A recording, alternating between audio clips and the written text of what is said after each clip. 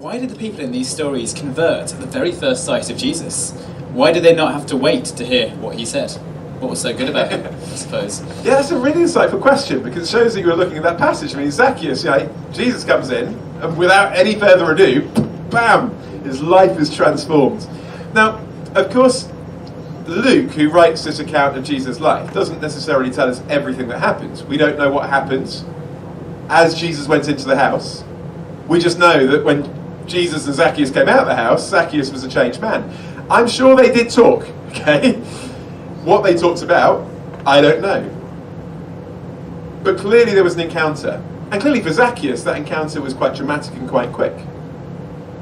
And for some people that is true. I've met people who had no thought of Jesus. They came to an event like this. They heard a talk like this. They said, I think this makes sense. I'm going to start building my life on the foundation of Jesus. And like that, life is changed. Of course, they don't understand everything, but they understood enough to say, here's someone that I want to build my life on. Here's someone I want to follow. And that understanding grew. But actually, if you read through Mark's Gospel, you'll realise that Zacchaeus is not typical of how everyone comes to Jesus. And in fact, the disciples of Jesus, the guys who go on to become the leaders of the Christian movements, are actually quite dissimilar to Zacchaeus in some ways, because it takes them like 3 years to get who Jesus is. And you can see that they're really, really slow. And so often Jesus is like, do you not get it yet?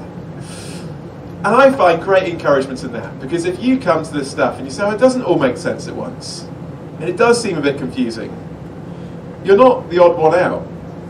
As you read through the Gospels, you realise there are people like you as well. And for some of us, it takes time. And that's okay. Keep asking, keep looking into it. There's no such thing as a stupid question, and we'd love to help you in that journey.